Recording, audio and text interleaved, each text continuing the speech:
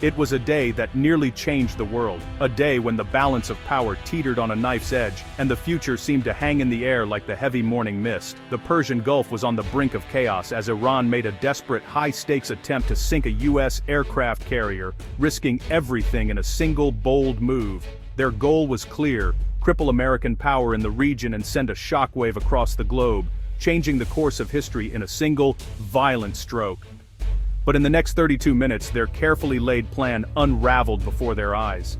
Instead of victory, Iran faced the destruction of its offensive might, and the world watched, breathless. This is the story of that day. A day of tension, cutting-edge technology, and a hard lesson learned at a terrible cost. The world could have woken up to headlines screaming, "U.S. carrier sunk in Strait of Hormuz." The shock would have been immediate and profound. Financial markets would have crashed in panic, wiping out billions in moments and sending shockwaves through every economy. A global crisis would erupt, with governments scrambling to respond, supply chains breaking down, and ordinary people facing uncertainty and fear. Tehran's leaders gambled everything, aiming their most advanced weapons at the USS George H.W. Bush, hoping for a decisive blow. They fired everything they had, unleashing a storm of missiles in hopes of overwhelming American defenses and achieving the impossible. But the message they sent to the world was not one of strength, but of their own vulnerability and desperation. For tense, agonizing moments, the fate of thousands of sailors and the world's stability hung in the balance as families and nations watched in dread.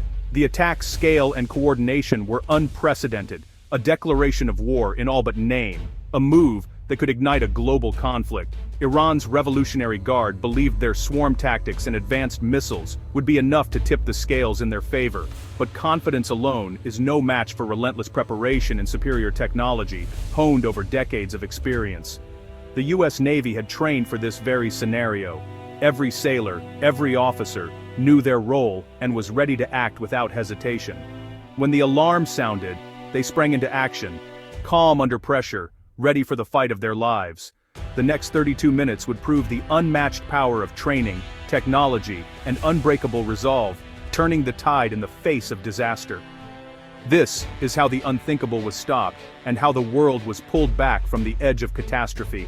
The USS George H.W. Bush is more than just a ship. It's a floating city, a fortress at sea, and a symbol of American naval power. With its massive size and advanced technology, it stands as a testament to modern engineering and military might. Stretching over 1,000 feet long, this behemoth carries 70 aircraft and nearly 5,000 crew members. It's a self-sustaining community, complete with everything from kitchens to medical facilities, all designed to keep the ship operational for months at a time. The carrier never sails alone. It's always surrounded by a powerful escort, destroyers and cruisers that form a protective shield, each bristling with advanced weaponry and sensors. At the heart of this shield is the Aegis combat system, capable of tracking and engaging hundreds of targets at once. It creates an almost impenetrable barrier against threats from the air, sea, or even underwater. Beneath the waves, submarines add a silent, unseen layer of defense, ready to strike at any threat that slips past the surface fleet. Together, this carrier strike group projects power anywhere in the world, able to respond to crises or deter adversaries at a moment's notice. The Strait of Hormuz is a narrow, vital choke point, just 21 miles wide at its narrowest. It's a strategic artery connecting the Persian Gulf to the open ocean. Every day, a huge share of the world's oil, millions of barrels, passes through these waters, making it one of the most important shipping lanes on the planet. Iran, with its long, rugged coastline, has invested heavily in coastal defenses and anti-ship missiles, turning the strait into a potential flashpoint. For Iran, the strait is more than geography. It's leverage over the global economy, a tool to influence world events and assert regional power. For the U.S. Navy, keeping this waterway open and secure is absolutely critical, not just for America, but for the entire world's economy. The carrier's presence sends a clear message. The U.S. is committed to protecting global commerce and ensuring the free flow of trade. But this high-profile presence also makes the carrier a tempting target for adversaries looking to make a statement or shift the balance of power. Iranian military planners have long dreamed of sinking an American carrier here, believing it would change the course of history and send shockwaves around the globe. Every day, both sides engage in a dangerous, high-stakes game of cat and mouse, testing each other's resolve and readiness. Today, that game would turn deadly. threatening to ignite a conflict with global consequences. The day began like any other in the tense Persian Gulf. The USS George H.W. Bush was on patrol, its flight deck buzzing with activity. FA-18s launched and landed, pilots sharpening their skills. High above, an E-2D Hawkeye scanned the skies and sea for threats. On the Iranian side, fast boats shadowed the fleet, testing reactions. American sailors watched back, always ready. Intelligence assets monitored Iranian communications, satellites captured images, and analysts searched for warning signs. This constant surveillance is crucial, knowing what the adversary is planning before the first shot. The US military's investment in intelligence would soon pay off. On this day, routine monitoring picked up something different. The familiar dance was about to end. The first clue of an attack was about to surface. The stage was set for a confrontation. The first warning came quietly, almost unnoticed, from a US intelligence analyst monitoring Iranian military channels deep into the night. In the dim glow of the command center, the analyst's eyes flickered across a wall of screens, searching for patterns in the static. The chatter was different this time, coded, urgent, and laced with tension. Specific coordinates were being exchanged, and the tone was unmistakably serious.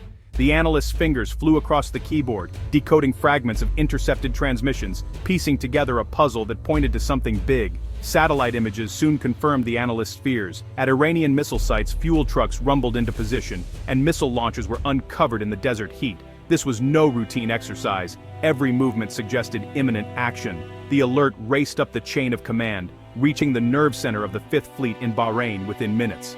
Urgency filled the air as officers scrambled to verify the threat. Multiple sources, from signals intelligence to satellite feeds, all pointed to the same chilling conclusion. Iran was preparing a massive missile strike, and the window to respond was closing fast. The target was clear: the USS George H.W. Bush and its escorts, a formidable fleet now in the crosshairs. The plan was a saturation attack, overwhelm the fleet's advanced defenses with sheer numbers, hoping that some missiles would slip through the shield. On the carrier's bridge, the captain received the warning: threat condition Zulu, imminent attack. The crew's faces tightened as the reality set in. The ship's atmosphere shifted instantly from routine operations to intense focus. Every sailor knew their role, every second mattered. The admiral ordered condition Zebra: seal the ship, prepare for combat. Watertight doors slammed shut, and the crew donned their gear, ready for the worst. The time for observation was over. Action was now. Red combat lights bathed the corridors as sailors rushed to their stations, activating defense systems. The intelligence community had sounded the alarm, their warnings echoing through every level of command. Now, it was up to the sailors and their machines to face the storm. The clock was ticking, and the enemy was already in motion. The enemy had made its move. Iranian commanders issued final orders as missile launchers rose into firing position, engines rumbling to life. The fleet braced for impact. Every heartbeat, every second, counted as the countdown began. The whisper of war had become a deafening roar. Sirens blared, missiles launched, and the sea churned with anticipation. The battle was about to begin. Aircraft roared off the deck, and anti-missile systems locked onto incoming threats. The fate of the fleet hung in the balance, suspended in the tense silence before the storm's full fury was unleashed. General quarters, all hands, man your battle stations. The order echoed through the USS George H.W. Bush. Sailors dropped everything and rushed to their posts.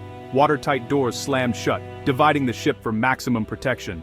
Aircraft were secured, clearing the deck for defense.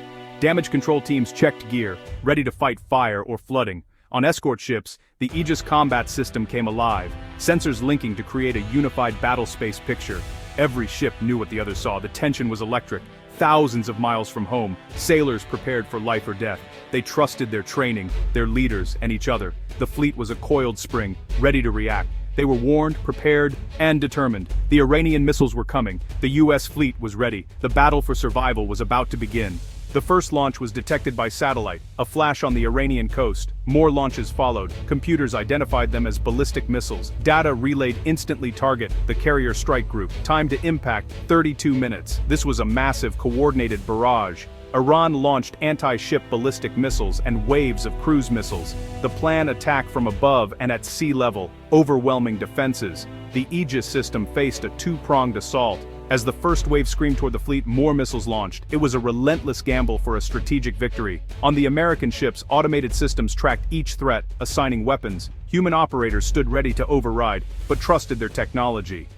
There was no time for fear, only the mission. 32 minutes, the longest of their lives. The fate of the fleet, and perhaps the world, would be decided before the clock hit zero. The countdown had begun.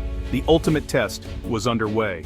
The defense began far from the ships. As Iranian ballistic missiles reached their peak, Standard Missile-3 interceptors launched from U.S. cruisers. These missiles soared into space, destroying threats before they could descend. On CIC screens, red symbols vanished. First test passed.